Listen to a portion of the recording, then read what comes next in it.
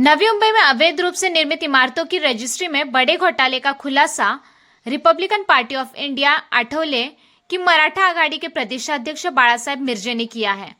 Tunga hotel में आयोजित press conference में उनके साथ आरपीआई के वाशी शहराध्यक्ष अयूब खान, मराठा आघाड़ी के नवी मुंबई अध्यक्ष दत्तात्रय निंबाळकर और वाशी विभाग अध्यक्ष चंदू पाटिल भी मौजूद थे। इस मौके पर बोलते हुए बाळासाहेब मिर्जे ने बताया कि नवी मुंबई के खेरने एमआईडीसी क्षेत्र में स्थित नोंदनी व मुद्रांक विभाग निबंधक थाने क्रमांक 8 कार्यालय में कुछ एजेंट और अधिकारियों की मिलीभगत से ये बड़ा घोटाला किया गया है। बिना किसी अनुमति के अवैध रूप से बनाई गई इमारतों की करीब 500 से 600 फ्लैटों की रजिस्ट्री कर दी गई है। इस पूरे प्रकरण की सीआईडी जांच कराने की मांग उन्होंने की है। कोपर खिरणे एमआयडीसी मध्ये दस्त नोंदणी कार्यालय क्रमांक 8 याच्यामध्ये 18 तारखेपासून ते 28 तारखेपर्यंत दस्त नोंदणी 500 ते 600 अनधिकृत बांधकाम केलेल्या इमारतीमधील घरांची दस्त नोंदणी झालेली आहे। याच्या पाठीमागं मोठं राजकीय षडयंत्र आहे, राजकीय दबाव आहे, सत्ताधाऱ्यांना धरून ही गोष्ट केलेली आहे। एक दस्त नोंदणी करण्यासाठी 80,000 रुपये घेतात, हे आम्हाला मान्य वाटत नाही। जर दस्त नोंदणी करायची असेल तर सर्वसामान्यांची ओपनमध्ये दस्त नोंदणी सगळे झालं पाहिजे, असं माझं ठाम मत आहे। दस्त नोंदणी ओपनमध्ये होत का नाही आणि नेमकी आता ही दस्त नोंदणीचे कार्यालय कुठे आहे, कोणत्या आदेशांमध्ये काय नेमकं प्रकार आहे? आता ही जी दस्त नोंदणी जी झालेली आहे ती कोपर खिरण्यात झालेली आहे आणि याच्या पाठीमागं कोणत्या तरी राजकीय नेत्याचा हात आहे, पण एक्झॅक्टली आम्हाला ती गोष्ट माहीत नाही पडली। पण जेव्हा आता तपास चालू होईल, त्यांची एक कमिटी बनवणार आहे, ते साहेब बोलले की त्याच्यामध्ये सगळं माहिती पडेल की याच्या पाठीमागं कोण आहे। आता एक्झॅक्टली आता आपण कुणाचं सध्या नाव घेऊ शकत नाही त्याच्यामध्ये। अनधिकृत दस्त नोंदणी नेमकं काय करायचं, काय अनधिकृत म्हणजे की एक यांचा हे आहे, मागं मी तुम्हाला सांगितलं की सिडकोनी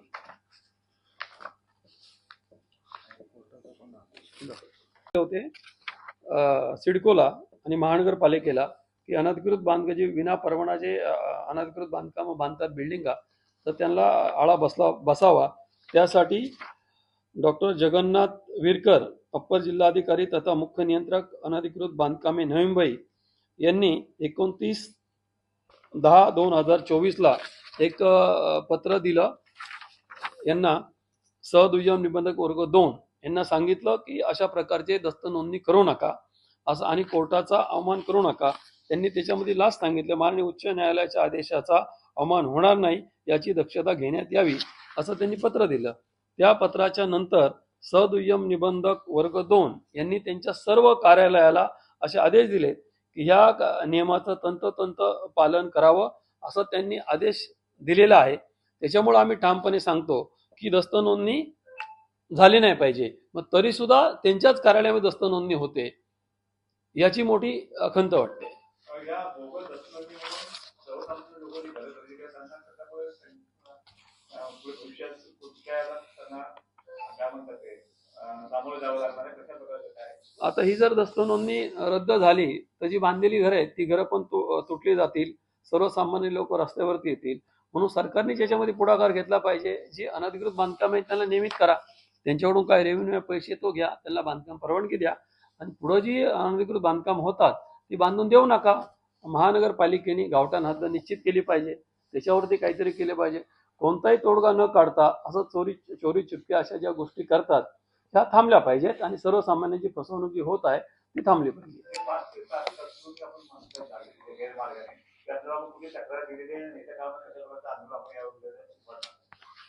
आता जी आम्ही तक्रार केलेली आहे दुय्यम निबंधक वर्ग 2 जे मेन ठाण्याला त्यांचं ऑफिस आहे, त्यांच्याकडे आम्ही काल 30/6/2025 रोजी तक्रार केलेली आहे आणि त्यांना सांगितलं आहे की याच्यावरती तात्काळ कारवाई करा, एक समिती नेमा आणि याची पूर्ण चौकशी करा। येणाऱ्या ते बोले 8-10 दिवसामध्ये आम्ही सगळं पाहून तुम्हाला सांगतो। एक आम्ही 8 दिवस पाहू, 8 दिवसांनी जर नाही झालं तर आम्ही याची सीआयडी मार्फत चौकशी करण्याची आम्ही मागणी करणार आहे। आंदोलन तर लगेच करणार नाही, या सगळ्या प्राथमिक ज्या चौकशा आहेत त्या पूर्ण झाल्या पाहिजेत।